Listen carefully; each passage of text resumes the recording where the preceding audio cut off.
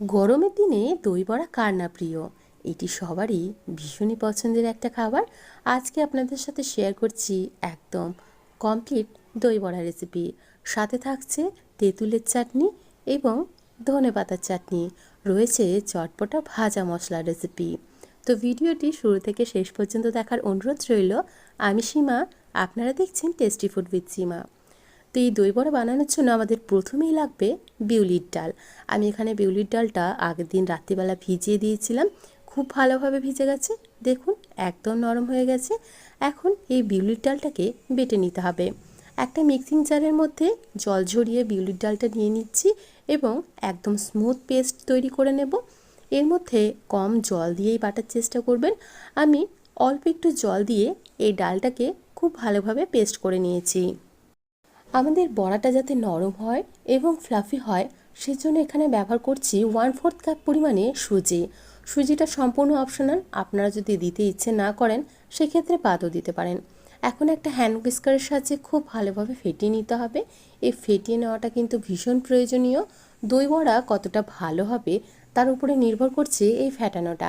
আমি প্রায় 20 মিনিট সময় ধরে খুব ভালোভাবে ফেটিয়ে নিয়েছি এবং একই ডাইরেকশনেই ফেটাতে হবে। এরপর এখানে দিয়ে দিচ্ছি বেশ কিছু মশলা।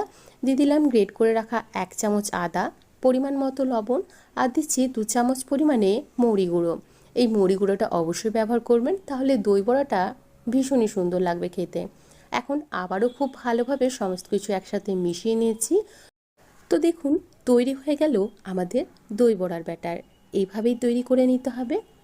আমি এখন হাতটাকে একটু জলে ভিজিয়ে নিয়েছি।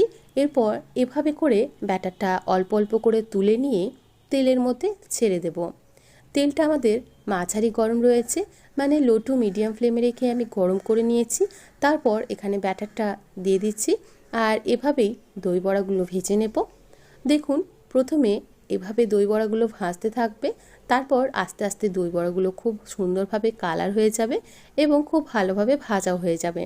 দেখুন আমাদের দই বড়াগুলো কিন্তু একদম রেডি হয়ে গেছে। এখন আমি তেল থেকে তুলে নেব এবং একইভাবে সমস্ত ব্যাটার থেকেই আমি বড়াগুলোকে ভেজে নিচ্ছি। গরমের দিনে এরকম দই বড়া খেতে কিন্তু সবাই ভীষণই ভালোবাসে, বাচ্চা বড় সবাই কিন্তু ভীষণ পছন্দ করবে। তো আপনারাও বাড়িতে এইভাবেই ট্রাই করে নেবেন। এখন একটা প্যানের মধ্যে নিয়ে নিলাম 2 চামচ পরিমাণে সাদা তেল। তার মধ্যে দিয়ে দিলাম 1 চামচ পরিমাণে গোটা জিরে, হাফ চামচ সর্ষে এবং হাফ চামচ হিং। তারপর এখানে দিয়ে দিচ্ছি 1 চামচ পরিমাণে আদা কুচি এবং কারি পাতা। আপনারা ভাবছেন তো তড়কাটা আবার কিসের জন্য, সেটাও আপনাদের সাথে শেয়ার করছি। এই তড়কাটা আমরা জলের মধ্যে ব্যবহার করব। বড়ার ভিজিয়ে রাখা জলের মধ্যে যদি এভাবে একটু তড়কা ব্যবহার করেন, বড়ার স্বাদটা কিন্তু ভীষণ ভালো আসবে। তো দেখুন খুব ভালোভাবে অল্প একটু সময় ধরে ভেজে নিয়েছি। এখন অল্প একটু জল দিয়ে দেব এবং একটু ফুটিয়ে নেব, যাতে সব ফ্লেভারগুলো জলের মধ্যে মিশে যায়। তো আমাদের এখানে তরকাটা রেডি হয়ে গেছে। অন্যদিকে একটা বড় পাত্রের মধ্যে নিয়েছি বেশ কিছুটা গরম জল, যাতে বড়াগুলো খুব সুন্দরভাবে ভিজে যেতে পারে সেরকম জল নিয়েছি। এর মধ্যে দিয়ে দিচ্ছি স্বাদ মতো লবণ এবং স্বাদ মতো চিনি। আপনারা বড়ার পরিমাণ অনুযায়ী এখানে লবণ চিনিটা ব্যবহার করবেন। আমার যেহেতু বড়ার পরিমাণটা বেশি ছিল তাই লবণ চিনিটা একটু বেশি ব্যবহার করেছি। তারপর যে তরকাটা তৈরি করে রাখলাম সেটা দিয়ে দেব। এইভাবে যদি একটু তরকা ব্যবহার করেন জলের মধ্যে, তাহলে বড়ার টেস্ট কিন্তু ভীষণ ভালো লাগবে। আপনারা একবার অবশ্যই ট্রাই করে দেখবেন।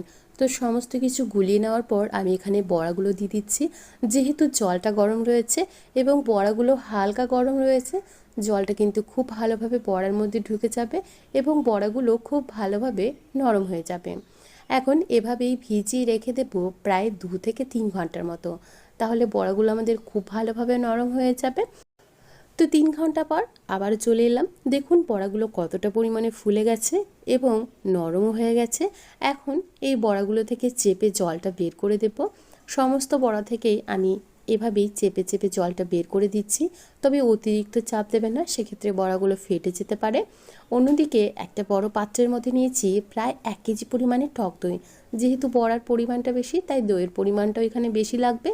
দিয়ে দিলাম বিট লবণ, সাধারণ লবণ, দিচ্ছি পরিমাণ মতো চিনি। আবারও বলছি আপনারা নিজেদের পরিমাণ অনুযায়ী এখানে উপকরণগুলো ব্যবহার করবেন। এখন একটা হ্যান্ড হুইস্কারের সাহায্যে খুব ভালোভাবে সমস্ত কিছু একসাথে মিশিয়ে নেব।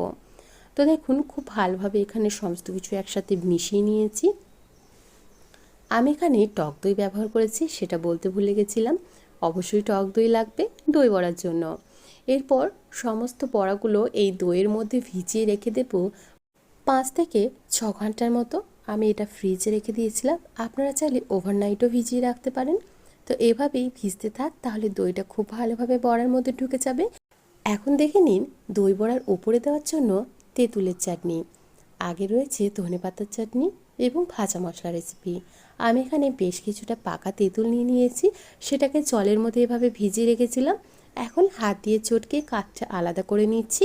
এরপর একটা ছাঁকনির সাহায্যে ছেঁকে নেব, যাতে বীজটা খুব ভালোভাবে আলাদা হয়ে যেতে পারে। আপনারা নিজেদের পরিমাণ অনুযায়ী এখানে তেঁতুলটা ব্যবহার করবেন। তো দেখুন একটা ছাঁকনির সাহায্যে এভাবেই ছেঁকে নিচ্ছি, যাতে কোনো রকম বীজ বা কোনো রকম দানা অংশ যাতে না চলে যায়।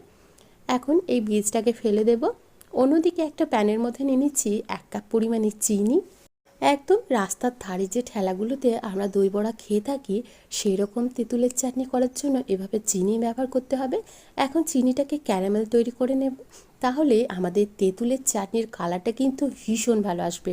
কোনো রকম কালার ব্যবহার করার প্রয়োজন পড়বে না। তো দেখুন চিনিটা আমাদের ক্যারামেল হতে শুরু করেছে। এখন একটা স্প্যাচুলার সাহায্যে খুব ভালোভাবে নাড়াচাড়া করে নেব, একদম সম্পূর্ণ চিনিটা গলে যাওয়া পর্যন্ত অপেক্ষা করব। এভাবে যদি তেঁতুলের চাটনি তৈরি করেন, দেখবেন এর স্বাদ কিন্তু অপূর্ব হয়। তো দেখুন খুব ভালোভাবে সমস্তটা নাড়াচাড়া করে চিনিটাকে সম্পূর্ণ গলিয়ে নিয়েছি এবং আমাদের ক্যারামেলটা একদম রেডি হয়ে গেছে। এখন এর মধ্যে দিয়ে দেবো সামান্য পরিমাণে জল। জল দিলে ক্যারামেলটা পুড়ে যাবে না এবং খুব সুন্দর কালারটা থাকবে। এখন জলের মধ্যে খুব ভালোভাবে গুলিয়ে নিয়েছি। প্রথম দিকে একটু জমাট বেঁধে যেতে পারে, কিন্তু তারপর খুব ভালোভাবে গুলে যাবে। এখন এর মধ্যে দিয়ে দিচ্ছি তেঁতুলের কাঠটা আমরা তৈরি করে রেখেছিলাম, সেই তেঁতুলের কাঠটা খুব ভালোভাবে সমস্ত কিছু একসাথে মিশিয়ে নিচ্ছি। দেখুন কালারটা কতটা সুন্দর আসছে। এভাবে আপনারা অবশ্যই তৈরি করে দেখবেন, দেখবেন এর স্বাদটাই আলাদা হয়। দিয়ে দিচ্ছি এখানে কাশ্মীরি লাল লঙ্কার গুঁড়ো এবং লাল লঙ্কার গুঁড়ো, দিয়ে দিলাম লবণ, আর দিচ্ছি চাট মশলা। আপনারা এখানে নিজেদের পরিমাণ অনুযায়ী মশলার পরিমাণটা বাড়িয়ে বা কমিয়ে নিতে পারবেন, যেমনটা আপনাদের পছন্দ। এখন খুব ভালোভাবে সমস্তটাকে নাড়াচাড়া করে মিশিয়ে নেব। দেখুন এভাবে ফুটিয়ে একটু ঘন করে নিতে হবে, তাহলে আমাদের তেঁতুলের চাটনিটা একদম পারফেক্ট সেই রাস্তা ধারে ঠেলার মতোই তৈরি হবে। তো দেখুন কতটা সুন্দর তৈরি হয়েছে, আশা করি আপনারা সেটা দেখেই বুঝতে পারছেন। এর থেকে বেশি ঘন করা যাবে না, যেহেতু চিনি দেওয়া আছে, ঠান্ডা হয়ে যাওয়ার পর কিন্তু আরও একটু ঘন হয়ে যাবে। এখন নামিয়ে নিচ্ছি, আর দেখুন এরকম ঘনত্ব রয়েছে। এভাবে যদি তৈরি করেন, পারফেক্ট আপনাদের তেঁতুলের চাটনিটা তৈরি হবে। আপনারা যে কোনো চাটের মধ্যেই এই তেঁতুলের চাটনিটা সার্ভ করতে পারবেন। অন্যদিকে এখন দেখে নিই আমরা ধনেপাতার চাটনি। ধনেপাতার চাটনিটা আমি যেভাবে তৈরি করেছি, এখানে 1 আঁটি পরিমাণে ধনেপাতা খুব ভালোভাবে জল দিয়ে ধুয়ে পরিষ্কার করে একটা মিক্সিং জারের মধ্যে নিয়ে নিলাম। এরপর ঝালের পরিমাণ অনুযায়ী এখানে দিয়ে দিচ্ছি বেশ খানিকটা কাঁচা লঙ্কা, অবশ্যই নিজেদের পরিমাণ অনুযায়ী ব্যবহার করবেন। দিয়ে দিলাম 1 ইঞ্চি পরিমাণে আদার টুকরো আর বেশ কয়েকটা রসুন। যেহেতু রসুনের দানাগুলো একটু ছোট ছোট, তাই অনেকগুলো ব্যবহার করেছি। এরপর এখানে দিয়ে দিচ্ছি টকের জন্য প্রায় 2টো লেবুর রস, দিয়ে দিচ্ছি স্বাদ মতো লবণ, আর দিচ্ছি এখানে চিনি। আমি এখানে 3 চামচ পরিমাণে চিনি ব্যবহার করেছি। আপনারা চাইলে কিন্তু এখানে টক দইও ব্যবহার করতে পারেন, আমি টক দই ব্যবহার করলাম না। এখন অল্প একটু জল দিয়ে এর একটা স্মুথ পেস্ট তৈরি করে নেব। দেখুন তৈরি হয়ে গেল আমাদের চটপটা একটা ধনেপাতার চাটনি। এখন দেখে নিন দই বড়ার উপরে দেওয়ার জন্য চটপটা যে ভাজা মশলাটা, সেটা প্রথমে একটা প্যানের মধ্যে নিয়ে নিচ্ছি এখানে 2 চামচ পরিমাণে গোটা জিরে, তার সাথে দিয়ে দিচ্ছি 1 চামচ পরিমাণে গোটা ধনে, দিচ্ছি 1 চামচ পরিমাণে মৌরি, আর দিচ্ছি 4টে শুকনো লঙ্কা। ঝালের পরিমাণটা অবশ্যই নিজেদের পছন্দ অনুযায়ী ব্যবহার করবেন, জিরের পরিমাণটা একটু বেশি যাবে। এখন লো টু মিডিয়াম ফ্লেমে রেখে সমস্ত মশলাগুলোকে খুব ভালোভাবে ভেজে নেব। হাই ফ্লেমে কিন্তু একদমই ভাজবেন না। প্রায় ভাজা হয়ে গেলে এর মধ্যে দিয়ে দিচ্ছি বেশ কয়েকটা গোলমরিচ, যাতে ফ্রেশ একটা ফ্লেভার পাওয়া যায়, তাই গোলমরিচটা একদম লাস্টে ব্যবহার করেছি। এখন আবারও অল্প একটু ভেজে নেব, প্রায় 10 থেকে 15 সেকেন্ডের মতো। তো তৈরি হয়ে গেল আমাদের এখানে ভাজা মশলা। এখন এই মশলাটাকে ঠান্ডা করে নেব, তারপর গুঁড়ো করে নেব। যে কোনো চাটের ওপরে আপনারা এই ভাজা মশলাটা ব্যবহার করতে পারবেন, তাহলে স্বাদটাও কিন্তু অসাধারণ হবে। তো দেখুন একটু ঠান্ডা হয়ে যাক, তারপর এটাকে গুঁড়ো করে নিচ্ছি। আমাদের ভাজা মশলা একদম রেডি। অন্যদিকে আমাদের বড়াগুলো খুব ভালোভাবে দইটা টেনে নিয়েছে, এখন সার্ভ করার জন্য একদম রেডি। একটা প্লেটের উপরে আমি দই বড়াটা নিয়ে নিচ্ছি। দেখুন কতটা সুন্দর হয়েছে, আশা করি আপনারা সেটা দেখেই বুঝতে পারছেন। আপনারা নিজেদের ইচ্ছে মতো এটা সার্ভ করে নিতে পারবেন। এখন এর ওপরে দিয়ে দিচ্ছি ধনেপাতার চাটনি, তারপর দিয়ে দেব তেঁতুলের চাটনি। চাটনির পরিমাণটা অবশ্যই নিজেদের পরিমাণ অনুযায়ী বাড়িয়ে বা কমিয়ে নিতে পারবেন। এটা দেখে বলুন তো কার কার জিভে জল চলে আসছে? অবশ্যই সেরকমই একটা রেসিপি, জিভে জল চলে আসার মতোই। এরপর এর উপর থেকে দিয়ে দিচ্ছি ভাজা মশলা, বিট লবণ এবং অল্প একটু চাট মশলা। দিয়ে দেব ঝুরি ভাজা এবং আনার দানা। এগুলো সম্পূর্ণই নিজেদের ইচ্ছে মতোই ব্যবহার করবেন, কম বেশি সবারই টেস্ট অনুযায়ী এটা ব্যবহার করে নিতে পারবেন।